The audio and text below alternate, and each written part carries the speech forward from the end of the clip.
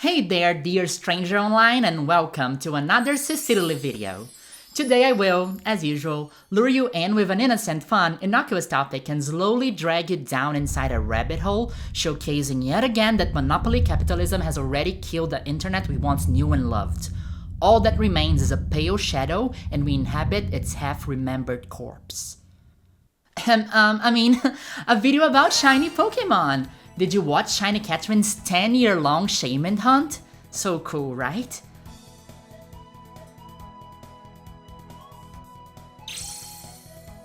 I love ShinyCatherine's channel.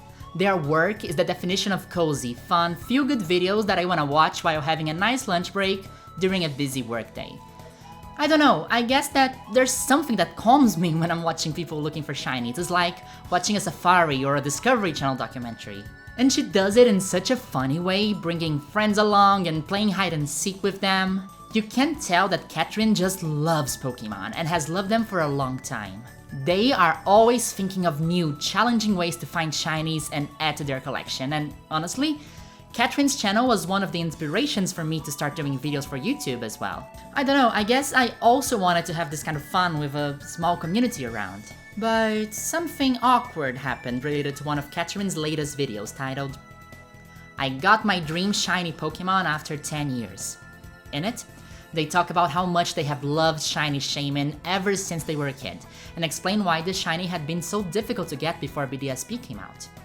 In the video, Catherine also says very clearly, "I started hunting for the Shaymin in September."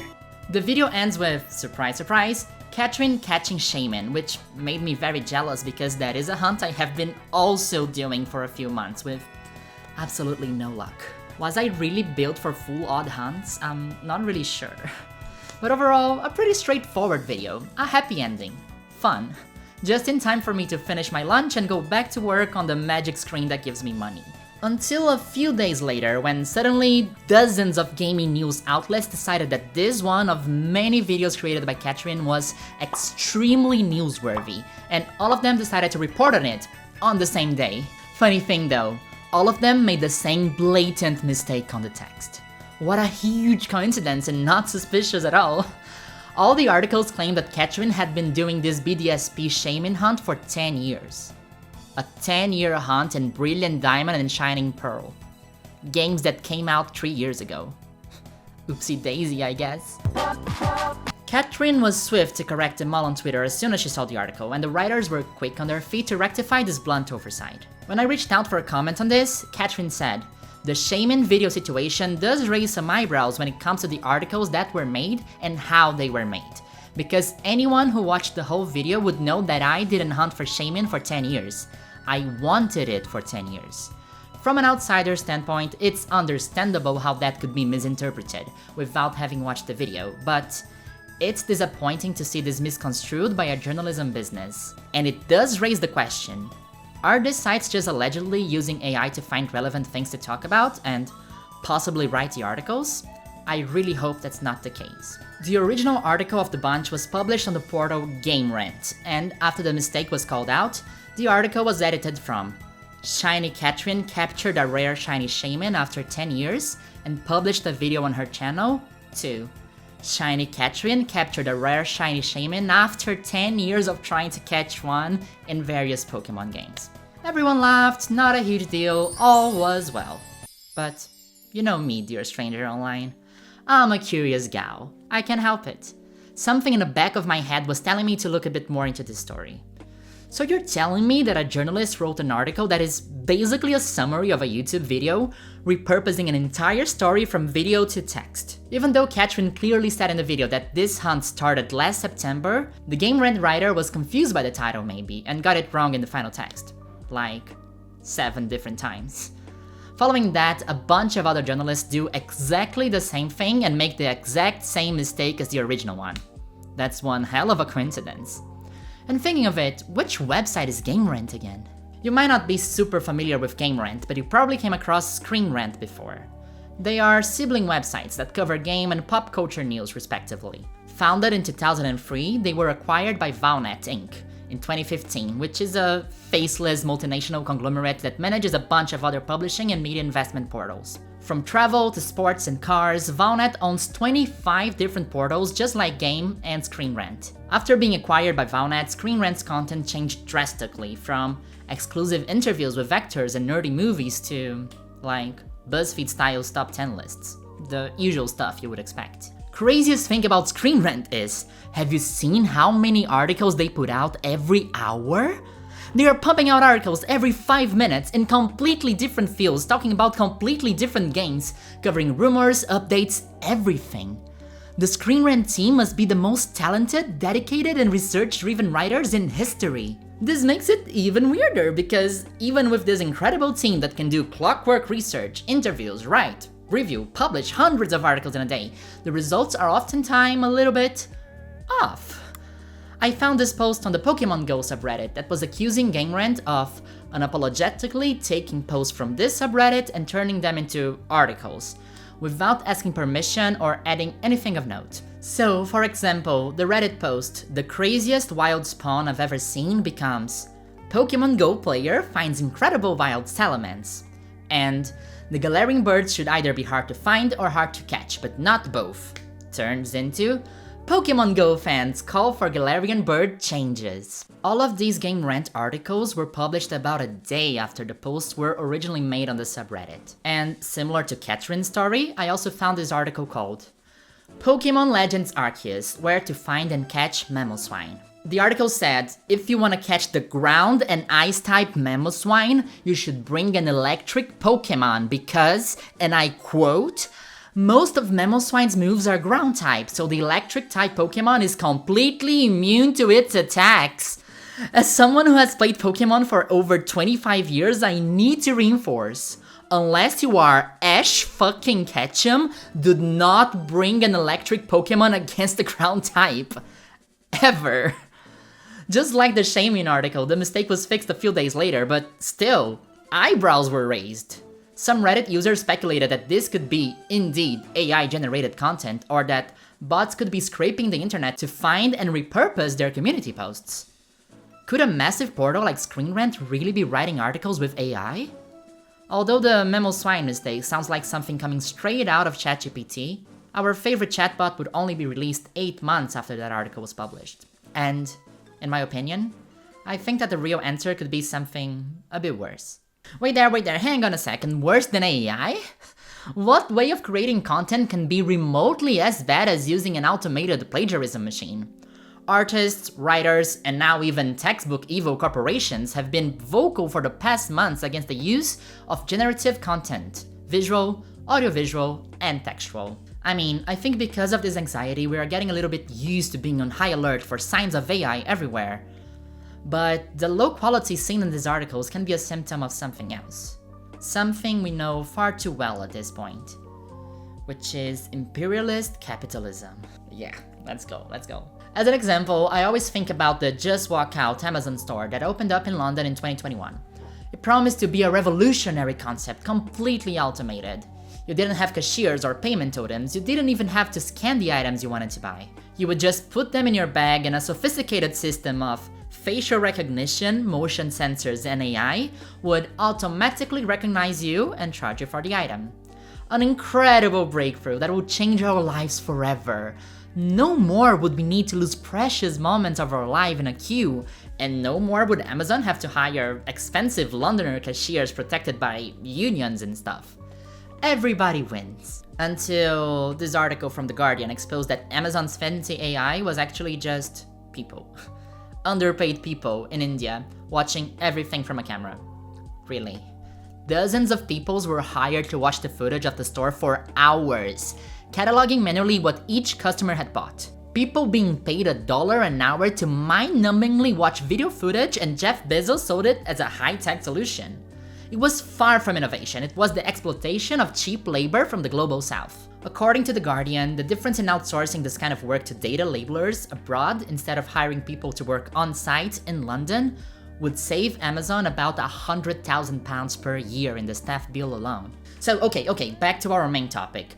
What could our explanation be then if not that Screen Rant was using AI to write articles? Well, maybe they were hiring dozens of underpaid workers from overseas instead. Workers without job security, health insurance, pension plans. workers that don't have the same protections as the ones who live in Europe or in the US. And after listening to multiple stories from people claiming to be Screen Rant former employees, this is what I found.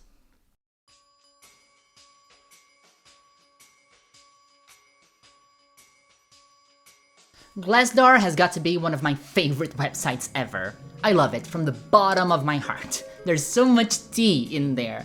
Gossip fuel for days. It is genuinely an amazing asset if you're looking for a job because it incentivizes you to give anonymous reviews about the companies you have worked or are currently working for. People say how much money they make for each position, talk about internal processes, and share how their job interviews went. You can find pretty much any company there, including, surprise surprise, Screen Rant, which has a rating of 3.3 out of 5 with 170 reviews. So while there is no way I can prove that all the comments I'm reading here are from actual employees, they are all publicly available on the Glassdoor website, and a lot of them talk about similar things. But as usual, as always, take everything with a grain of salt. Are you ready for some workplace gossip? Okay, this user claims to be a freelance writer for Screen Rant. They say that, although you get to write about topics you want, the pay is insanely low, $10 per article, well below minimum wage for the amount of work you do. Also, the editors have an insane amount of control over the writing process, and that writers spend more time editing the article to fit into the Screen Rant template than actually writing. Another person who claimed to be a staff writer wrote, "This job used to be fun, but now I'm seriously wondering if it's worth it. Editors constantly complain that they're low on content, but leave it up to writers to scour the internet for stories. The obnoxious amount of editorial requirements seems to change daily.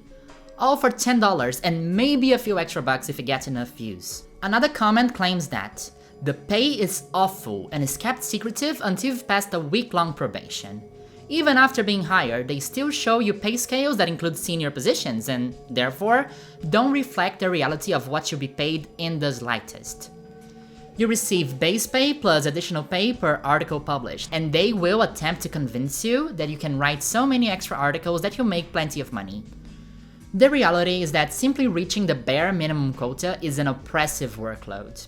You are expected to write about 2,500 to 5,000 words a day, 2.5 large articles or 5 small ones, and when factoring in their extremely overzealous paragraph word counts, very specific formatting requirements, image sourcing and editing, SEO and hyperlink work, and general proofing, that will equate to around a 10-hour day, more if you actually care about the work you're doing.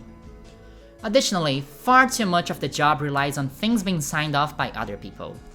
You sit down to start a workday and you check the list of articles that need writing. More often than not, anything good has been snapped up immediately, and you're left with about 5 options for articles about TV shows you haven't watched. They also wrote that as a writer, you cannot let your personal voice and a sense of humor come through. You have to write in their Blendhouse style, which means that any personality and humor is removed or rewritten. Despite promising you the freedom to work whatever hours you wish, there are arbitrary deadlines on every article. You can't, for example, pitch 50 articles at once to ensure that you've always got something to work with, as nothing is ever approved with more than 2 days to write it. Most articles have a deadline of the same day. I also found something outside of Glassdoor because a user on the freelance writing subreddit wrote that they don't recommend working for Screen Rant because Screen Rant is under Valnet. Way too low pay for the amount of work you're expected to do, and they will terminate your contract without warning. I wrote for Valnet from January to the beginning of this month, writing 3 articles per week at minimum. I made $1,300, which is far less than I made with any other freelancing contract job in a month. It's less than what I made working part-time in a fast food restaurant for minimum wage in a month. Well, at least it's not AI. It is a lot to unpack, but let's try to paint a picture here and visualize what Screen Rant's business model looks like according to these reviews. Hiring dozens of freelance writers and only disclosing how much they are going to earn after they pass their probation period. A value, mind you, of $10 per article, which is fairly low. Which kind of company would pay that little for arduous creative work? It's not like YouTube would ever think of paying me that little for a video that took me weeks to put together. But then of course the freelancers are spitting out articles and articles and articles each day. No wonder why these people will look for anything they can find on the internet, trust me. I write stuff like this too. I know how difficult and time-consuming it is to find a nice story to tell. These writers are people who have the dream of becoming content creators or living a life where they can work writing about what they love. Many of them live in the global south, where getting work as a journalist is painfully hard, and any few extra US dollars can make it or break it to pay their bills. Of course, freelancing for a North American company is a good deal.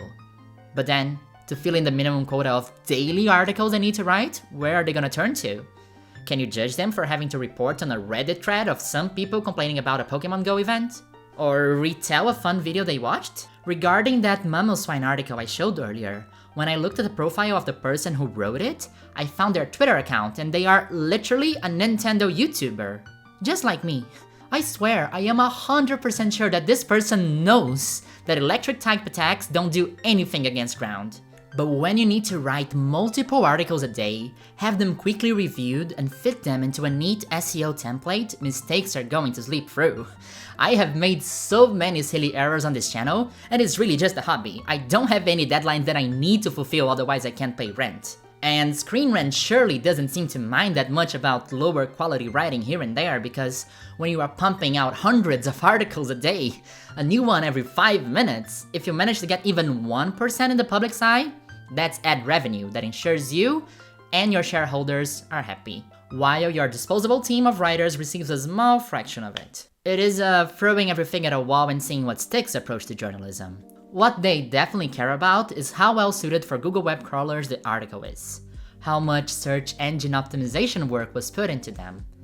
And this is finally the moment of the video where my bachelor's in advertising comes in handy. The thing is that Screen Rant is not writing these articles for you, dear stranger online, to read. They are writing it for robots. They are writing it for Google. And honestly, they should, because Google is the one who's bringing thousands of new readers to their page, not you. And they do that by focusing on SEO, or Search Engine Optimization. According to one Glassdoor reviewer, the initial onboarding for new writers on Screen Rant is way more dedicated to training employees how to create SEO-friendly texts than anything else. This translates into some small, a little bit annoying practices such as creating lists, hiding the article under buttons that will make readers stay on the page longer, using search-friendly keywords, and adding metadata wherever possible. This is what turns straightforward titles from Reddit like "The Galarian birds should either be hard to find or hard to catch, but not both," into "Pokemon Go fans call for Galarian bird changes." Neither the title or the subtitle will tell you what the changes are. They will make you click, enroll, and increase their retention rate. In Catherine's article, you won't know that they caught a Shaymin. There won't even be a photo of Shaymin featured in the post, which is the first thing anyone would think of. Do you want to know which rare shiny Pokemon this player caught? You have to click. Other examples of SEO-friendly practices in Catherine's articles are the use of multiple keywords that are actually product names, recognizable to search engines such as Pokemon, Giratina and the Sky Warrior, and Pokemon the series, Diamond and Pearl. If this article suddenly gets a lot of views and retention when people Google Pokemon Diamond and Pearl, there is a chance this Shaymin article will rank higher than other non-optimized pages about these games, like the ones in Cerebi or Bulbapedia. The number of inbound links to other Screen Rant articles, as well as the seemingly random insertion of other potential searchable keywords, like Grass-type Pokemon or Pokemon Legends Arceus, a game completely unrelated to the story, all contribute to this article being extremely SEO-friendly. Here's an example in a completely different field. I found this Reddit post about Jenny Nicholson's fantastic Disney Star Wars hotel video, which got kind of a reply article on Screen Rant. This user described the SEO-friendly language as, "It's amazing how densely packed this article is with buzzworthy corporate marketing phrasing like, as a longtime Star Wars fan, I was overjoyed to participate in Star Wars Galactic Star Cruiser." There's a keyword there for you. A 2-day immersive experience where guests can live their own Star Wars adventure. This practice, called content marketing, has been poisoning the internet for over a decade. Google search has become completely unbearable because every time you are looking for information, Google will provide you with a completely regurgitated article written by an underpaid writer with zero interest in the subject who copied the information from somewhere else and rewrote it in a way that looks nice to robots. When I was in college, there was this very cool and hyped company in my city that offered content marketing as a service. Basically, if you had a business, you could hire this marketing company, they would create a blog for you and write a lot of SEO-friendly blog posts to drive more visits to your website and get people to know your business. And I had a lot of friends doing internships for this company when we were 18 or 19. My friends were ghostwriters, meaning that even though they were the original authors of the articles, the person signing it would actually be the client, and you would be led to believe you are reading something written by a specialist. I actually messaged one of my friends and asked what were the most random things she ever wrote about. She told me she wrote articles about decoration, apartments, flooring, and other stuff I know nothing about. I wrote articles about every kind of technical software you can imagine. I wrote for medical clinics, aestheticians, and beauty salons. I wrote about many education topics completely outside my area, like how to choose your engineering major or how to specialize in nursing. I wrote an ebook on how to improve in chess. I am certainly not a good chess player. These are the articles you find ranking first on Google if you search for anything these days. Not written by professionals or even people interested in the subject, but by students or underpaid international freelancers. That's why a huge amount of Gen Zers are not even using Google anymore, but TikTok as their main search engine. That's why when I have to ask a question, when I have to find anything, I will search it on Reddit. At least there I am a little bit more sure that the comment was written and voted on by real people, going straight to the point, without the goal of increasing ad revenue or ranking higher on search engines.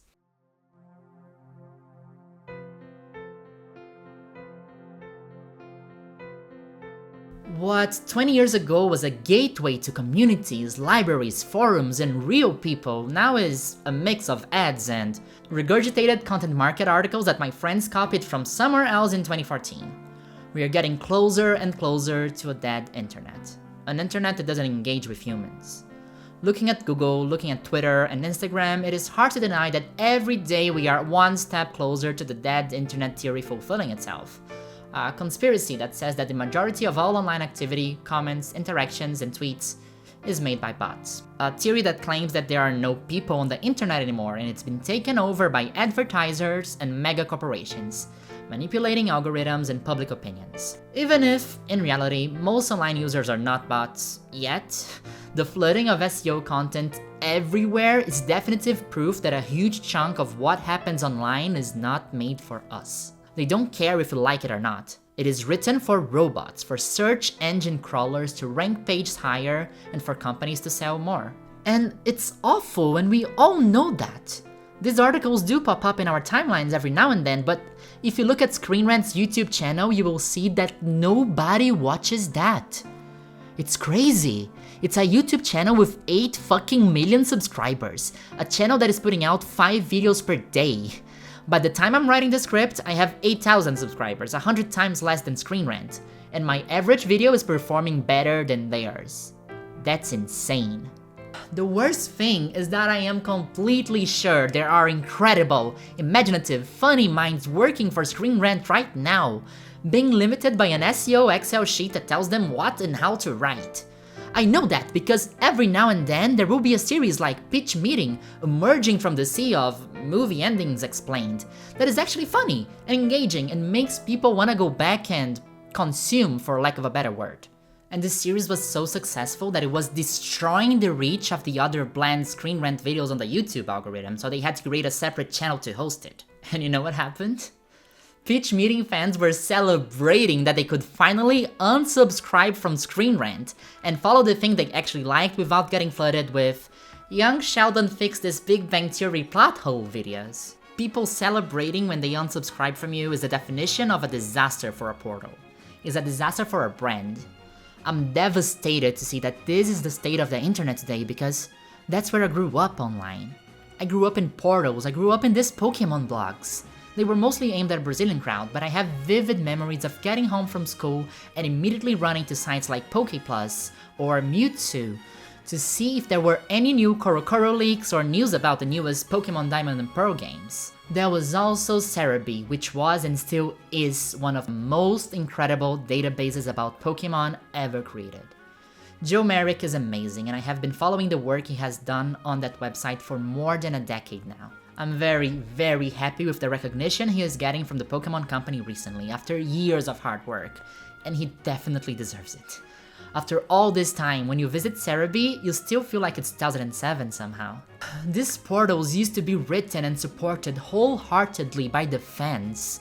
Portals with links to other blogs on the sidebar, with their own forums where I met so many people, wrote fanfics and started to learn how to do graphic design.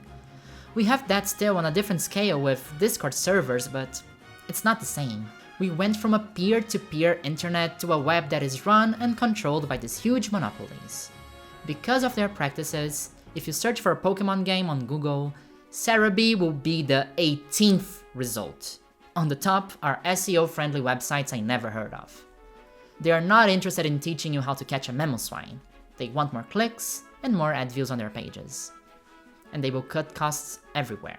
They will pay ridiculous salaries, and they will hire remote workers overseas to achieve that. The main takeaway I want you to get out of this video, dear stranger online, is a plea for you to support independent creators as much as you can. They are people like us, and they need our help to stop the internet from dying. This unique place of creation, self-expression, of community should not and cannot be taken away by faceless media conglomerates. Donate to the Patreon of the streamer you like, and roll down Google a little longer to find a website run by a fan. Support Screen Rant writers!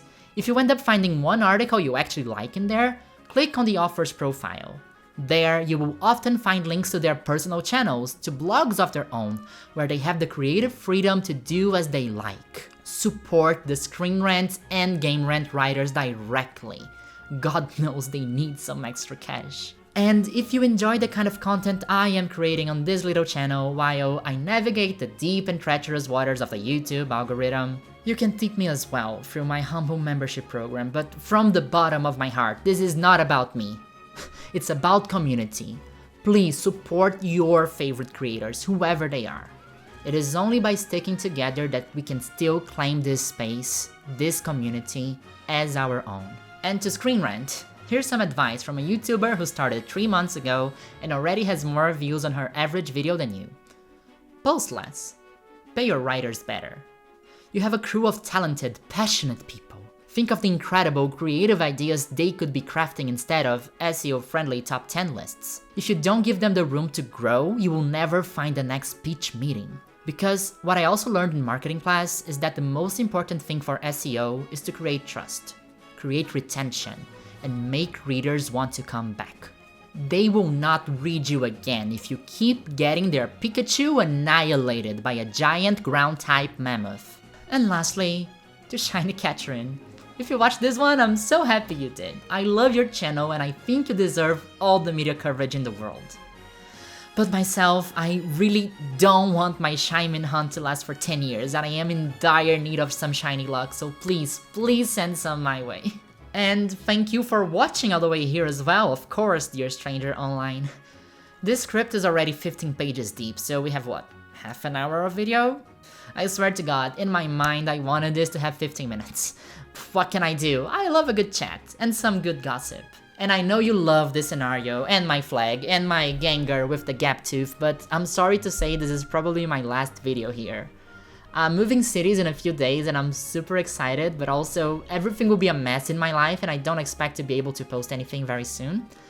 I hope to come back in my new, pretty flat as soon as I can, but there are no guarantees. In the meantime, go follow me on Twitter, I would love to talk to you all there. But I promise, more videos are coming and I hope to see you back on this channel soon. Other examples of SEO in Catherine's articles are the use of multiple keywords. I need 10 minutes to record this, I just need 10 minutes. 10 minutes of silence, that's all I need. Please, it's hot, I'm sweating. Let me finish this video.